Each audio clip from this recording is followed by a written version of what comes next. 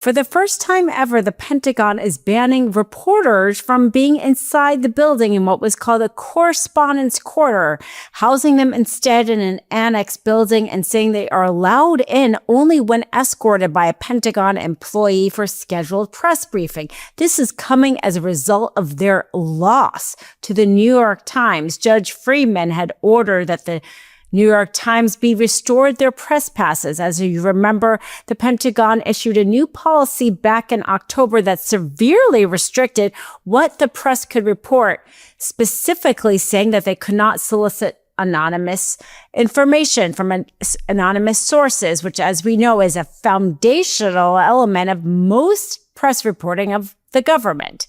Well, instead of complying with this policy, the New York Times sued, saying this was a violation of their First and Fifth Amendment rights.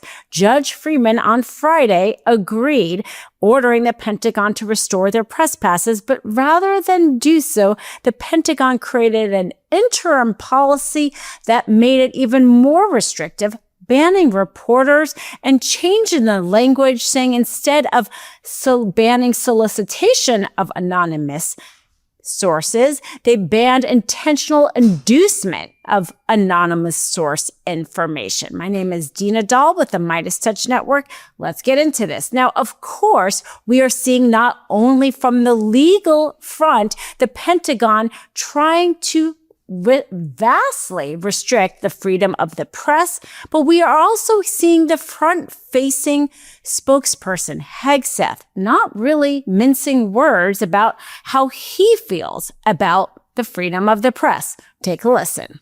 Yet some in this crew, in the press, just can't stop. Allow me to make a few suggestions. People look up at the TV and they see banners, they see headlines. I used to be in that business. And I know that everything is written intentionally. For example, a banner or a headline, Mideast war intensifies. Hegseth, of course, trying to control the information that the press reports about this disastrous Iranian war because Trump's approval ratings are plummeting. They're now the lowest ever than they've been across his 2 terms. But it's not just Hegseth that's saying that quiet part out loud. White House press secretary, of all people, the person who is in charge of conveying information to the press. Her whole purpose is evidently to make sure that we are informed. At least that used to be her purpose. Now it is just to make sure we receive the propaganda that the White House wants us to receive. But hear what she has to say about questions the reporters have that Trump may not like. Who I would add has zero credibility, and this letter was clearly a cheap political stunt.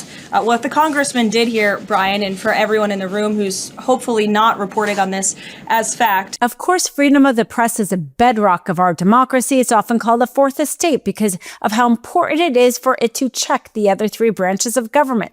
When I received my journalism degree, I learned about rules, responsibilities, and ethics because it is a profession governed by a professional association. It is no wonder, though, that Hegseth referred to it as a business because he was not an actual reporter when he was a weekend anchor on Fox News, the network that was liable for almost $1 billion for defaming our voting systems. Well, this is what Hegseth had to say, yet another attack on the press, criticizing them, not for not factually reporting, but for being critical to the man who sits in the Oval Office, the one who has an immense power, the commander-in-chief who could, with nuclear codes, this person is somehow untouchable by the press? Take a listen. You wouldn't know it if you listened to the dishonest hate Trump media, as you referenced. The folks here in the room, these cameras, they have a choice. You're either informing the American people of the truth or you're not. The New York Times dispute with the Pentagon is shaping up to be the most important freedom of the press case we have had in years, if not decades, because of the blatant suppression of information and, frankly, lies coming out of the White House and how hard they are working and not even trying to pretend they no longer care about the freedom of the press. Well, this filing, when this interim policy changed the language saying that instead of banning solicitation, they were banning intentional inducement.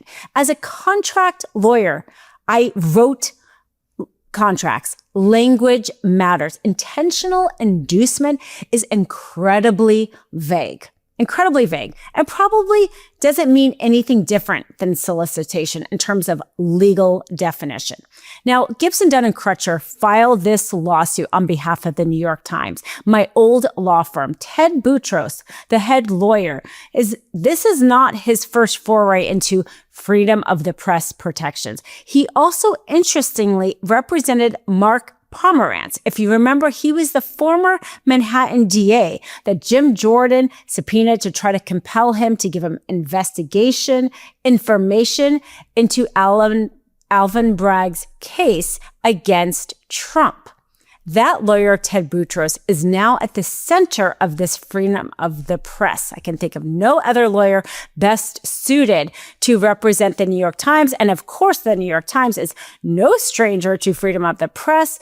The decision, New York Times versus Sullivan, protected the press and their criticism of press officials, creating an entire new doctrine protecting the lawsuits against the press for defamation, holding that if you were to print something about a private person, it is easier to sue for defamation, but printing something about a public official requires malice, which is actual knowledge that what you printed was wrong or recklessness in regard to the truth. That was the New York Times Sullivan case. This New York Times case is shaping up to be perhaps just as important because of where we are in the world. This Iranian war and the unconstitutional acts that Trump does and on a daily, if not hourly basis.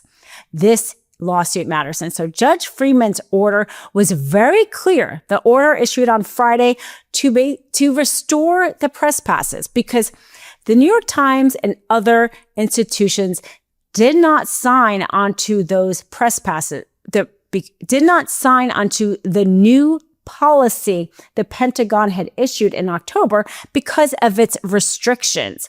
And the judge ordered that they have the press passes despite not signing on to that. And of course, we see now them trying to, as always, the Trump regime is not complying with court order.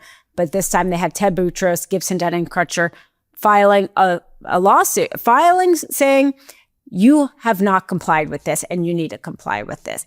Now, the reasoning the Pentagon had given was somehow the reporters were a security risk, which of course is just ridiculous. And the judge, in a 40-page decision, said that the reason was, of course, not a security risk. I mean, reporters have been in the buildings for years, is because they wanted only reporters that were, quote, willing to publish only stories that are favorable to or spoon-fed by department leadership.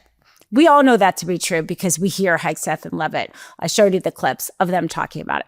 But that judge, the language he used, the spoon-fed, that's so perfect because this regime official, they act like children. Trump acts like a child. It is a child that expects to do these important jobs. I mean, Hegseth is in charge of the Pentagon, the largest budget that has never passed an audit, by the way. And he expects the press not to question him or to ask him questions. They are children. Don't do these jobs. You don't have to be in public office. You don't have to be a public servant. But if we are loaning you this power, certainly you should be able to answer real questions. And so the judge saying, no, this regime is expecting to be spoon-fed just like a child. If you have not yet subscribed to the MeidasTouch Network, be sure to do that. Follow the Mistrial Podcast wherever you do.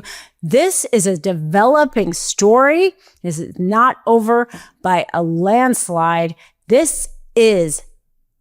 I cannot think of something more important about whether or not members of the press will have access, because otherwise this interim policy says that they have to be escorted by an official. We will not be able to get the real information that the government, even, whether or not they're Democrats, Republicans often don't want the public to know, but especially in a situation where Trump and his cabinet officials lie repeatedly and repeatedly. The American people deserve to know the truth.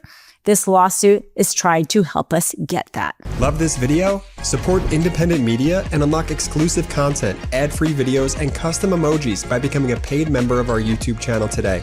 You can also gift memberships to others. Let's keep growing together.